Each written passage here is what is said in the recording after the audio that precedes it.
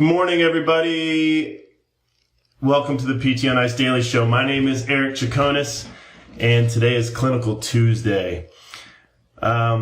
We lost in our profession a few weeks ago one of the greatest master clinicians that I've ever worked with and known and had been friends with. And so I've been reflecting. I think anytime you lose somebody in your life, reflecting on them and their life and their legacy and the attributes that they had that you would like to display in yourself. And so Larry, being a clinician and a continuing education instructor, that's really been something that I've spent a ton of time on, thinking about my professional career and what I learned from him and how to take that forward, and even in some ways maybe pass that on to the next generation. And I think that's how we grow as a profession, as a society, taking what we've learned from the generation in front of us and sort of implementing it in our own careers and then passing it down. So Larry truly was a master clinician. He was a physical therapist on the PGA Tour for a number of years. He practiced in Colorado and Florida for years. Most recently, for the last probably 10 or 15 years, he was in Northern Virginia at Bodies in Motion Physical Therapy, and he taught continuing education.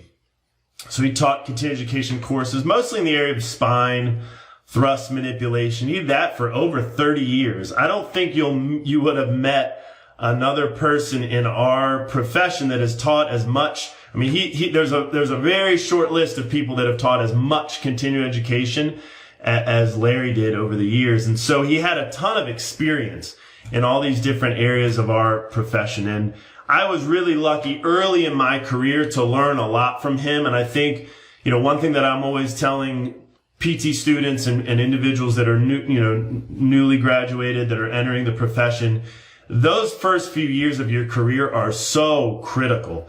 What you learn, who you surround yourself with, the types of experiences that you have, the clinical experiences that you have in those first 3 years or so are probably the most important. That, in a lot of ways, I think sets the stage for your career. A lot of the habits that you develop when it comes to developing yourself professionally and the way that you care for patients clinically, I think you develop a lot of that in those first few years. So he was a huge influence for me in that time frame. And when I think, observing him and knowing, he's a master clinician. Why is he so good? Why is he so good at what he does? And what makes somebody a master clinician? That's something I've been thinking quite a bit about lately. So there are a number of things, right? One is obviously clinical experience. I mean, I think that's a prerequisite, right? You'll never meet a master clinician who doesn't have a large breadth and depth of clinical experience over the years. And it's not just the number of years. I think the number of years are probably less important as the quality of those years and what those years look like as far as the way that person took advantage of patient care, right? What they learned from patient care over those years. So you've heard that saying, it's not the number of years in your life that counts, it's the life in your years. And Larry did that beautifully. And I think what it was purposeful, analytical thought and reflection. So always learning and developing and growing from every single patient that walked in the door. It's not just going in and seeing patients and providing the same care and taking what you learned from a course or from what you read in a something in the peer-reviewed literature and implementing that. It's so much more than that. It's beyond that, and it's beyond pattern recognition. It's this deep reflective introspection that the master clinicians have, and they grow from that. And so that to me is like a critical prerequisite. Like, that's how I know.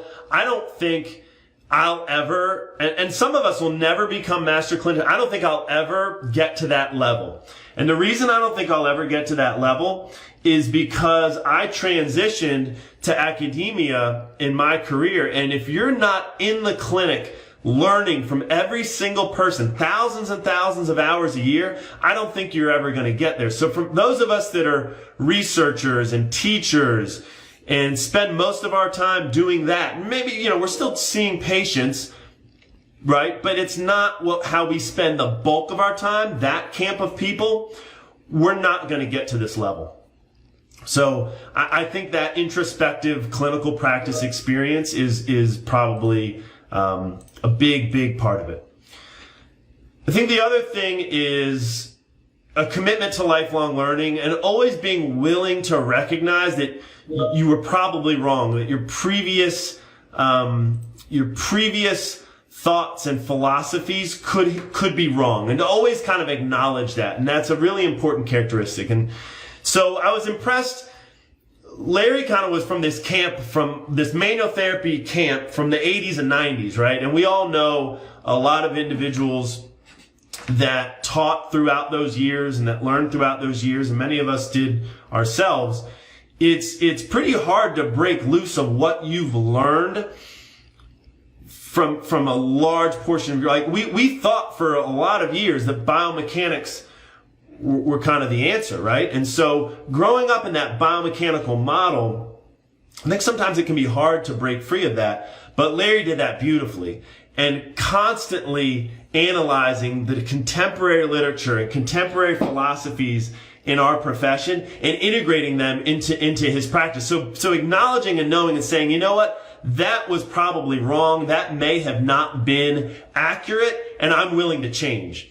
And I'm willing to acknowledge that, and I'm growing from that. And so I'm always, I love anytime you're around somebody who, I think Facebook's going to be out.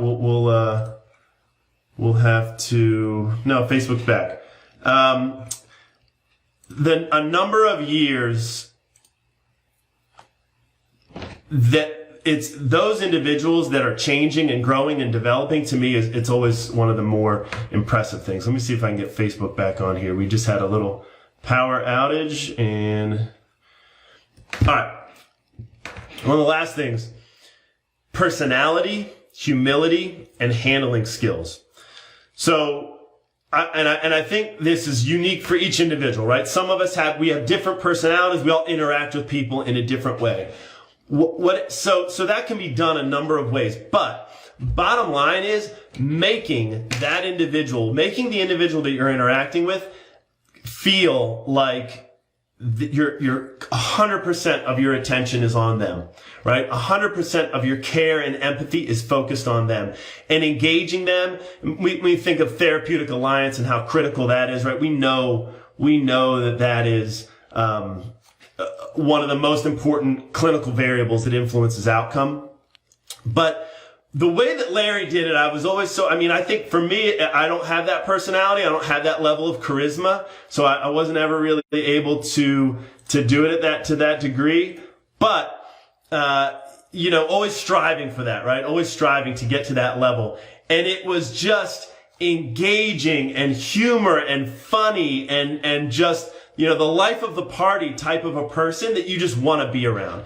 And when you want to be around someone like that, I think that when you want to be around someone like that, it's just that much easier to get buy-in, to get a good outcome, to make rehab and therapy fun.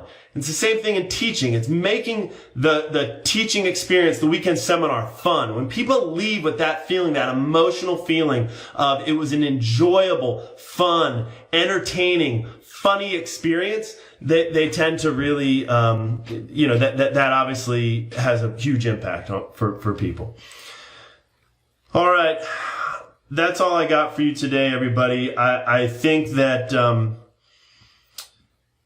it's really important to reflect on those people in our lives that have influenced us. And I think when it's in your personal life, right? That's something that we've all experienced loss in our personal lives, and we learn from that, and we grow from that, and we appreciate the gift that person was in our life.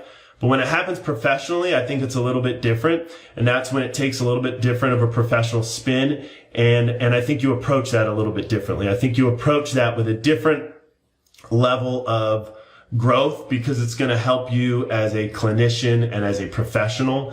And I think you approach that a little differently. So, that's all I got for you. Have a great day, everybody. Hey, thanks for tuning in to the PT on Ice Daily Show. If you enjoyed this content, head on over to iTunes and leave us a review. And be sure to check us out on Facebook and Instagram at the Institute of Clinical Excellence. If you're interested in getting plugged into more ICE content on a weekly basis while earning CEUs from home, check out our virtual ICE online mentorship program at ptonice.com. While you're there, sign up for our Hump Day Hustling newsletter for a free email every Wednesday morning with our top 5 research articles and social media posts that we think are worth reading. Head over to ptonice.com and scroll to the bottom of the page to sign up.